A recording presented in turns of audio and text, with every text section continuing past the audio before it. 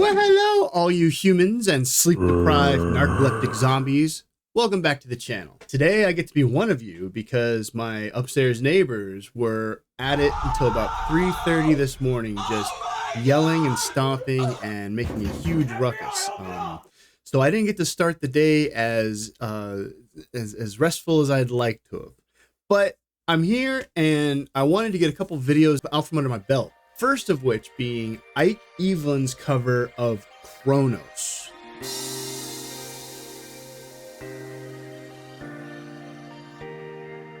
It also says the name is Cepheid. I don't know how to pronounce that. I know Chronos is an old term word for time, so it has something to do with time. I don't know Ike's lore, if he's some kind of time traveler or if he controls time or anything like Amelia does now in her lore.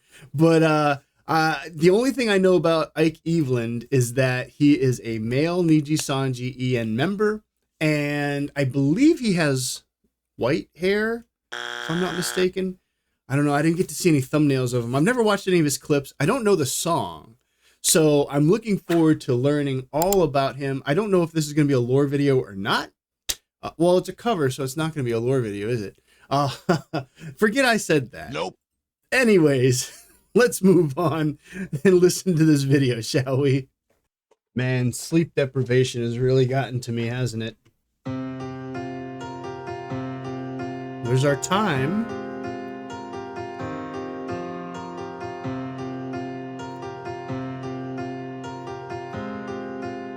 I feel like it's going to jump into a fast beat. Oh, okay.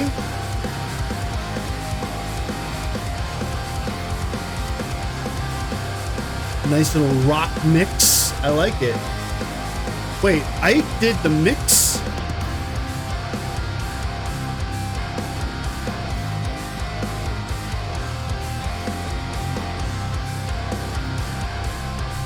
It's a lot of time.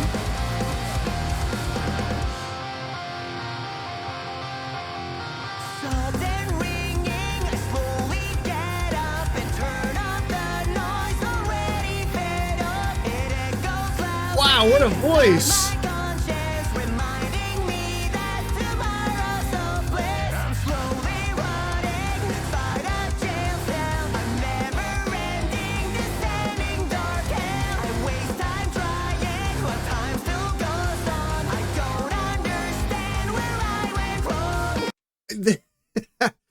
Couple things I want to say right off the bat. First off, I'm impressed that he did his own mix as well as the vocals. Second off, that voice was not what I was expecting, especially after seeing his form. That's what I'm looking for. I want to say that it's very like alt punk voice. I did not expect. It's you know, I listen to a lot of like music that's classified as like emo rock. I like emo music. I don't classify it as that genre. And his voice fits right in with that. Wow. I'm impressed.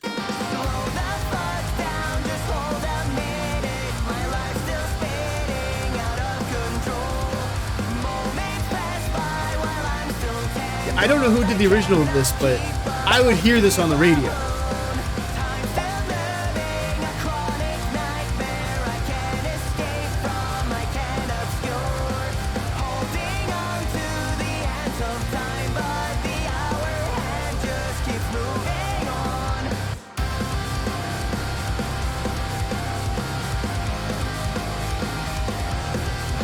Reuse the title card, okay. So his hair's like a little blonde with blue highlights. And now, before it gets back into another vocal stanza, one thing I wanted to say is it seems like he's tied to time, and he's saying that time's moving on without him, and he hates it. He's stuck where he is. I mean, I know this is a cover, and that he's applying it to, you know, this splash art that he's created or someone's created for him. But Um, you'll have to let me know how time affects him in his lore. A couple of you told me that some of these members are in, they time traveled. They're from the future. Some of them are from the past. So, which I'm assuming from the look of him, he looks like he's from the future, but I could be wrong. But I really love this cover. This is an amazing cover.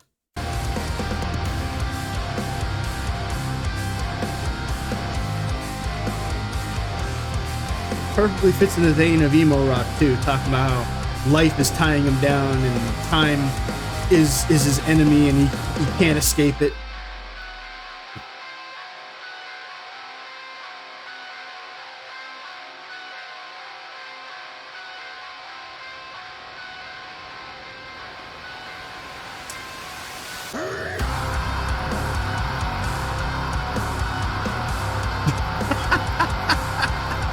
Didn't see that coming either. Is he growling too? Wow.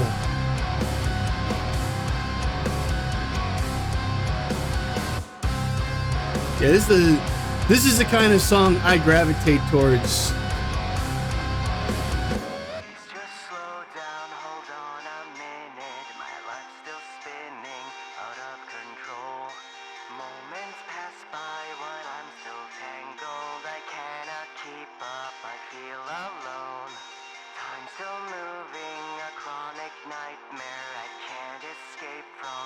I'm getting the entire stanza of lyrics,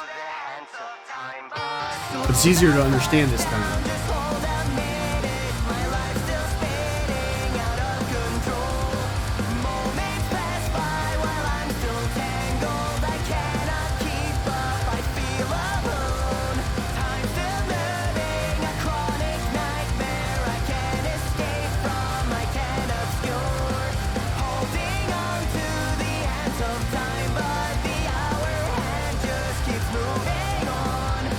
Okay, it's pretty much spelled out everything he's saying in his lyrics. I don't have to sit there and break it all down. It's very understandable. I'm just trying to figure out when it shows the clock and it shows all these different threads. Are they threads of fate? Are they lifelines? Are they like different types of timelines that he could be following any one of them? It's very interesting it makes you think about how this is being applied in his head as he's singing it. Like, you have one timeline, but you guys tell me that they can travel through time, or that they did travel through time. So I'm wondering if each one of those lifelines or each one of those are timelines, and he's traveling through each of those timelines every time that you see one go by.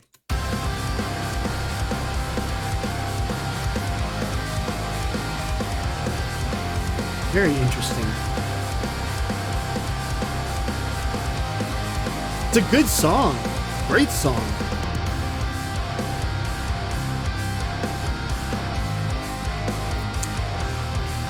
Multiple timelines.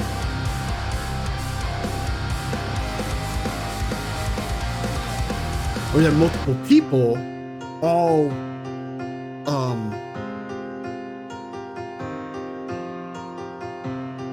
connected by this clock.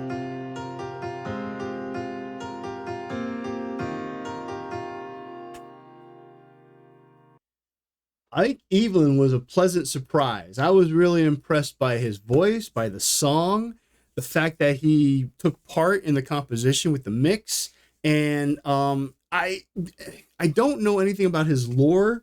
You guys are, of course, more up to date with it. If you're watching this, you probably have some inkling of how he presents himself in streams and how he uses lore. But Chronos seems, at first I was thinking it had something to do with his lore, that he had, maybe he was a time traveler or something. But as I listened to it, I got more of a feeling that he's just feeling the pressure of getting what he can get done and living his life with the limited time that he has.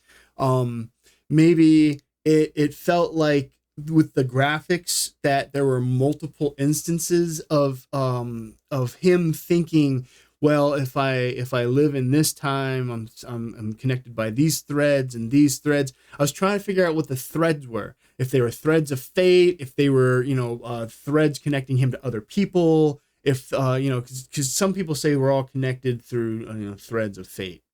We're all connected, but or maybe the threads had to do with like multiple different routes that he could take in his life, and those are the ones that he chose. It's very interesting when you really start breaking down the symbolism of a song and the reason why artists pick those songs. They don't just pick them because they're popular. They pick them because they have meaning to the person who's singing them. So to him, this particular song really stood out, and I loved it. It was a song that I would put on my playlist if I was working out, if I was running around, if I was just, in my feels. I would probably listen to this kind of song, because this is one of those kind of like emo pop rock songs that really had a lot of elements to it that I like. The growl that was in there that he provided, I'm assuming that was him. I know Haka also does growling, so maybe he ad-libbed that for him. I'm not sure. The song itself was one that I would listen to on occasion, and it didn't take away, the growling didn't take away from the lyrics. It was in a part that was just kind of instrumental, so I really liked that a lot. It's understandable. The whole song itself was very understandable. He has very good articulation when he speaks or when he sings. I would like to hear more of Ike Eveland. I do plan on listening to the whole group at some point, probably in one video, and then listening to their debut song, which is what I like to do with all the groups, probably starting with Lazulite. I want to start with Lazulite, the first generation of NIJISANJI EN, and then maybe get one of their songs each, and then do a debut stream video watch along, probably in the same video, but maybe separately. I just want to be able to listen to all these debut stream videos that you guys have said that they actually created as they debuted, which is amazing. It's a great idea. I don't know if every group does that. I don't know if every company does that, but it's a really cool idea. It gives everybody who's watching them not only a sense of how they sound when they sing, but also gives them a sense of something to latch on to, be like, oh yeah, I remember when they debuted, they made this song and it sounded amazing. So I'd really like to get that under my belt. I have so many videos I need to get to, and I figured doing the debut videos with a song from each member will help me catch up to each of their videos on the list.